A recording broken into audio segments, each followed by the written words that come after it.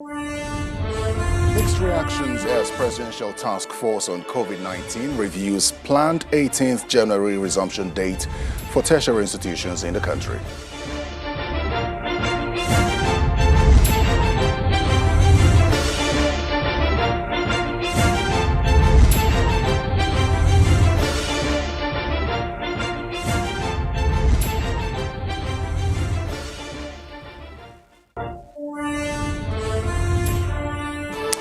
Joint Action Committee of Non-Academic Staff Union and Senior Staff Association of Nigerian Universities commences 3-day protest ahead of its planned strike.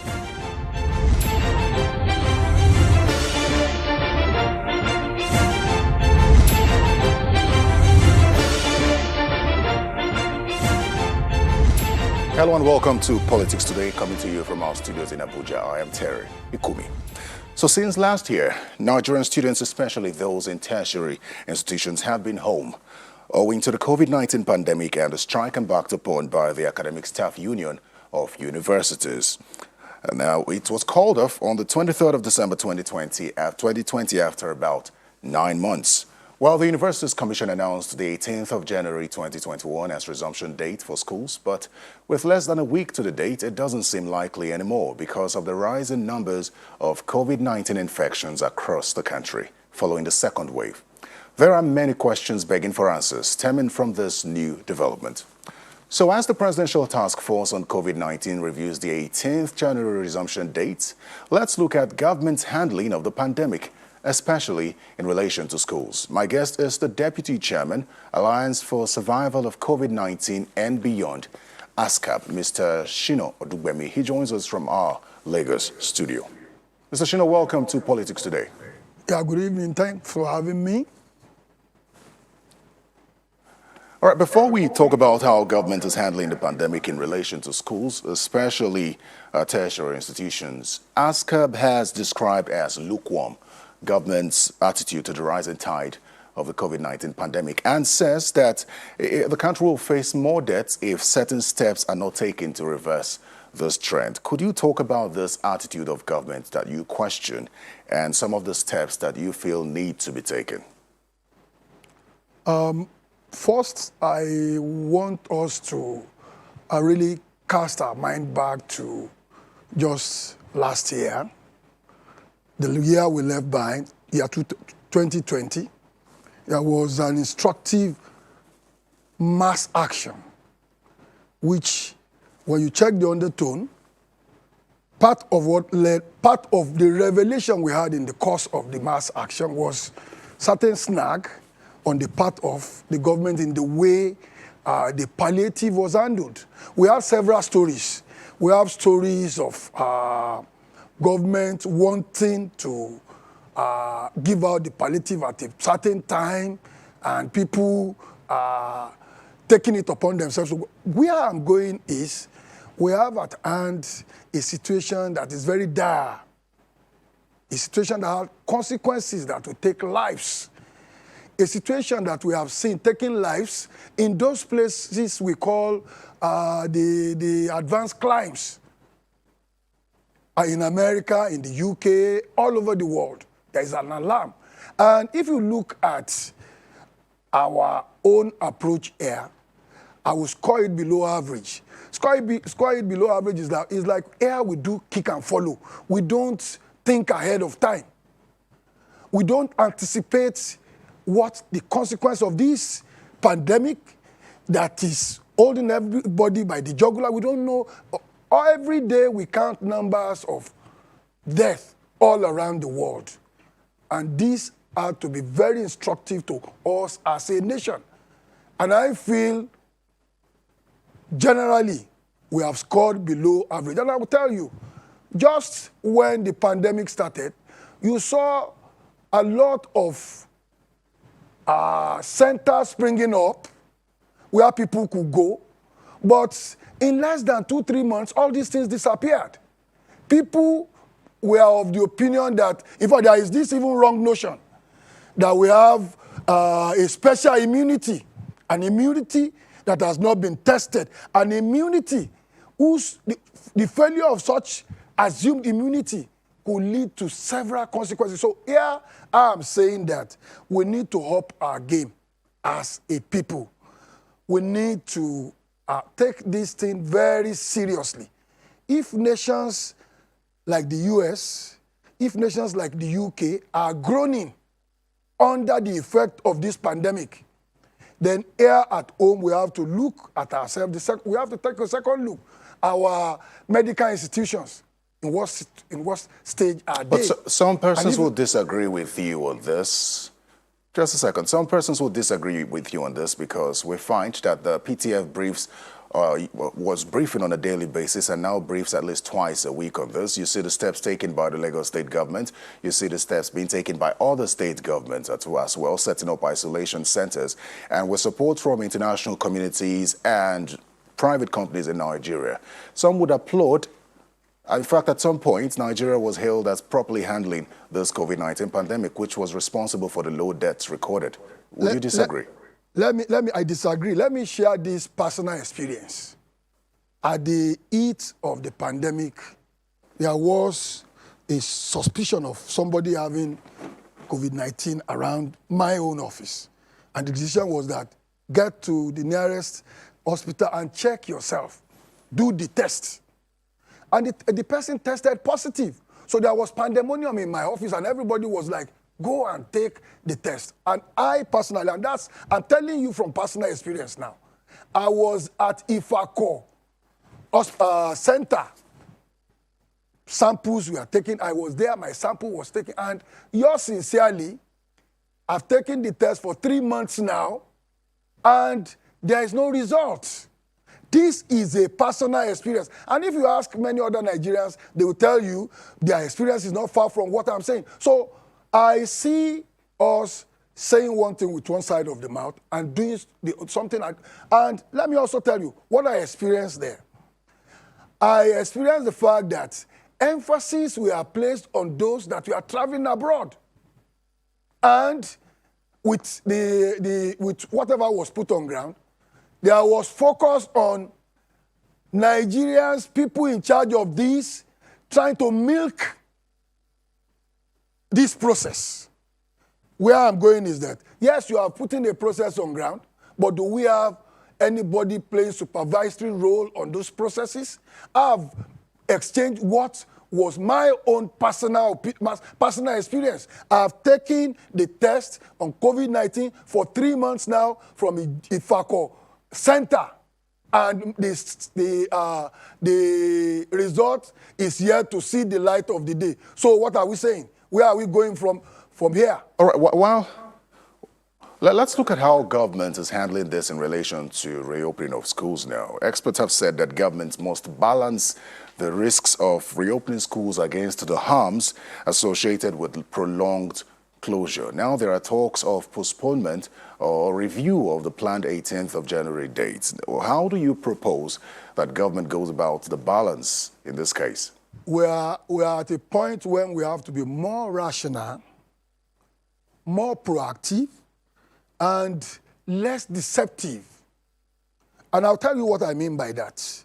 Before anyone can start beating his chest on the resumption date, the first question we should be asking is, how prepared are we? What are those things on ground in all the institutions? Are the protocols, are we sure the protocols will be observed?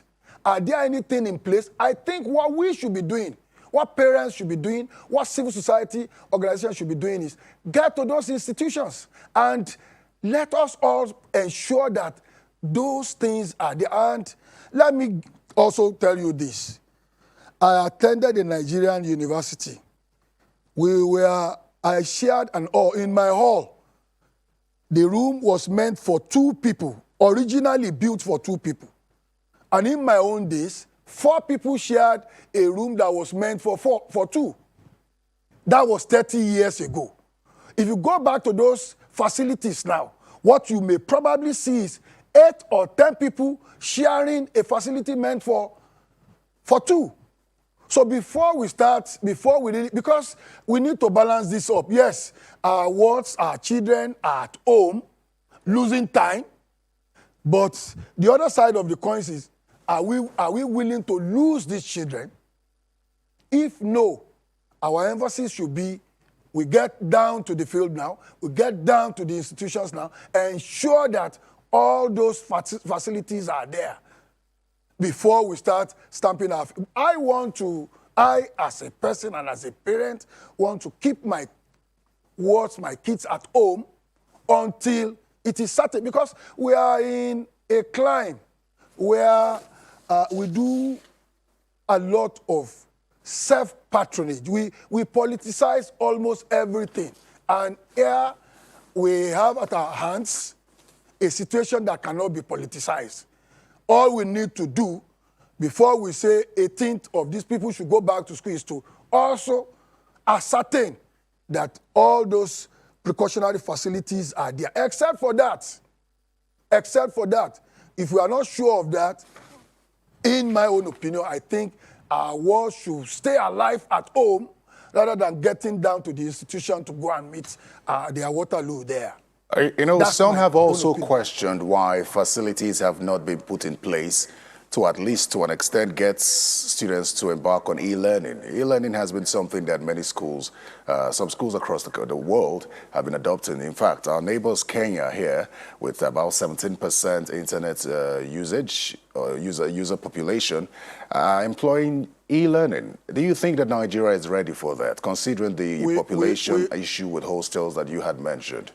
Yeah, we started our assessment by saying, how much are we prepared? How much is the government doing? How much are we prepared for this? And this question answers the first question. By now, those that are contemplating on resumption dates should also tell us that we have set machineries in place, and the feedback we are having is that everything is set. You can't stay in your house. You don't stay in the comfort of your offices and decree resumption under this pandemic. We need to. And I'm also putting this to civil society all around us. Get down to these institutions and ensure that. Then, on this question of e-learning, the whole lockdown started March last year. Almost a year now. You now ask yourself, what are our ministry and agencies in charge of education? What have they put together in terms of e-learning? And if you ask me, there's nothing to show for it. And back to the first question, it defines our readiness, it defines our seriousness as far as this pandemic is concerned. A year is enough for the agencies concerned, for the ministries concerned, to put together these e-learning facilities. And we need to also realize too that we live in an environment where even availability of power that is most essential to this e-learning thing is in the air. You don't have it. So all this defines our seriousness, and I think that we have two options: to push our words into the uncertainty, into those areas where we have not done much, or we keep them alive in our houses. Let's talk about the issue of the lack of preparedness. Now, some would say that the universities themselves will take a blame in this, because maybe they needed to push the government in preparation or anticipation of a resumption. But it would seem that that's not the case. We had the unions go on strike, and there's one looming right now. But no one has mentioned the issue of e-learning in the light of this pandemic. Yeah, the university does not drive itself. The university, there are agencies of government that oversees what goes in the university. So, hand in hand with the authorities of the universities and these agencies, what is expected is a combined effort to ensure, because we are in there is no doubt we are in a very special time. You understand? This time requires all stakeholders, parents, agencies of government, the institutions, to look at how do we get out of this mess? How do we? So it's not an error. Okay. It's either the government drives us or we drive the government. So much as Very well we then. put blames Mr. on the Odugbemi, doorstep of the let's... government, we also, because the state... All right, Mr. Odugbemi, let's take a break here. We'll be back. When we come back, I'll let you conclude your thoughts. Please stay with us. We'll be right back. Welcome back to Politics Today. My guest is Mr. Shina Odugbemi. He is the Secretary General of ASCAB, and he's joined from our Lagos studio. Mr. Odugbemi, let's talk about the risks of keeping students at home now, because it would seem that we're not prepared from what you've said and considering the review that's in place now. What's the risk of keeping students at home at this time? The risk also is there. They are losing time, but there is also this argument. Keeping them at home does not give them 100% protection. Because the truth is that even their parents will go out. It does not prevent them from contacting, because the parents will go out, and in going out, they may be, but it minimizes the danger than throwing them to an environment where only God knows what is going on. Let me go to our universities and ask yourself, are these environment, are they conscious? In fact, even on our streets, when you get to the street, people are not, there are still people in this country who still believe that this thing is a farce, that the COVID-19 thing is, and this is a serious danger. So keeping the wards at home is not a complete immunity or a complete, you are not isolating them completely from it, but it minimizes the risk, in my own opinion, than throwing them out into campuses, into schools where we have not assessed their readiness and we have not assessed the precautionary measures put in place for the students to come in. So there are two sides to this argument. You keep them at home, they are not fully immune. You send them out, but one is a greater risk than the other. And that's my opinion.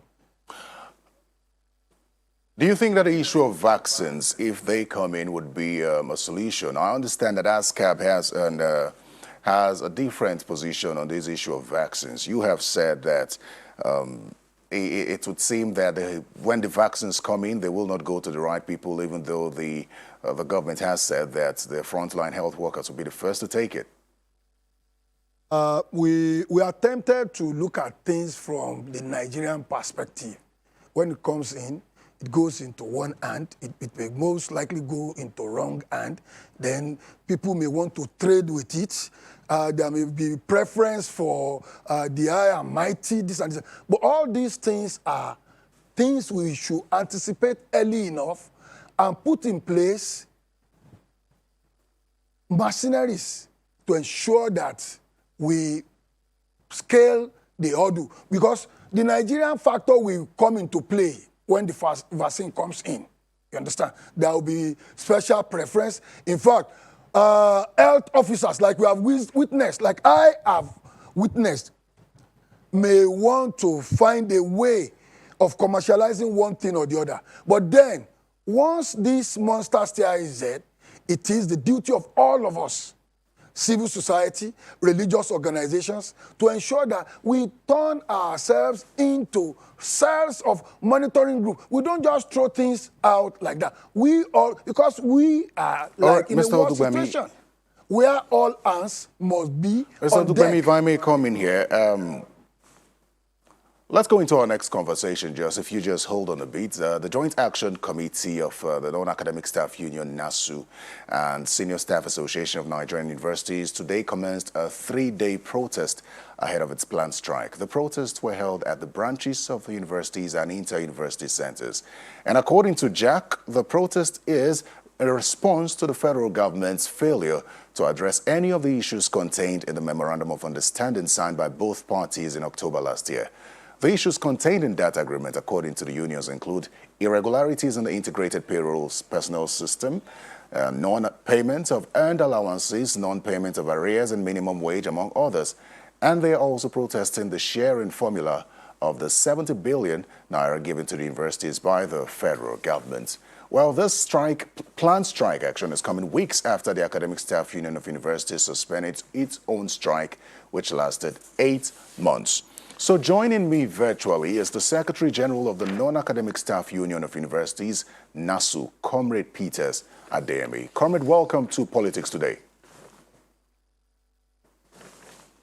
Thank you very much for having me. Quickly now, since you commenced the protest, have you been reached out to by any member of the federal government? Not really, but yesterday I saw a missed call from the Honorable Minister of Labor and Employment. Incidentally, I tried to reach him back. I wasn't successful. So far, nothing. Very well. Then one of your concerns is the 75% and 25% sharing formula of the earned academic allowances, which you say does not favor your members. I think one of the questions would have to be, what was the initially agreed sharing formula? Was your union aware of this? Yeah, thank you. In 2013, when the first tranche of the earned allowance was released by the federal government, 30 billion, it was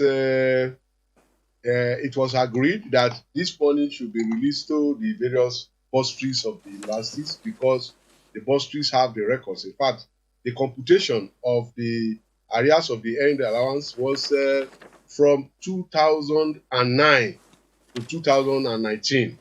And every member, every staff of the university and inter-university centers actually had a figure, allocated as arrears to him or her, whether it is a teaching or a non-teaching staff. That computation was done under the IMC, Implementation Management Committee, under the chairmanship of Dr. Wale Babalakin, SAN. And that was submitted. And honestly, government have released 4 tranches of that money.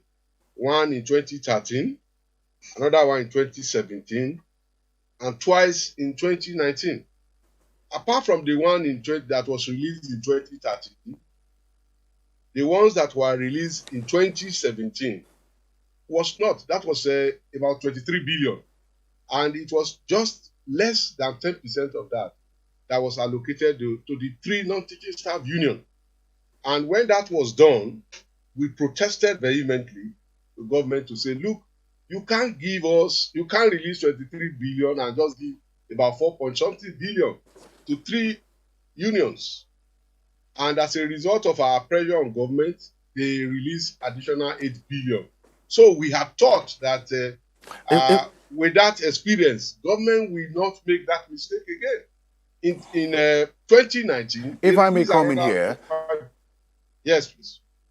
Just a second. If I may come in here, the reason why that's a question as to whether you were party to that agreement is because ASU says you were not part of the negotiations for the earned academic allowance, earned allowances. In fact, ASU says that you don't have a system to verify the claims of your members. It says there's a sharing formula that must be verified based on documents provided. How do you verify the claims of your members in terms of earned allowances?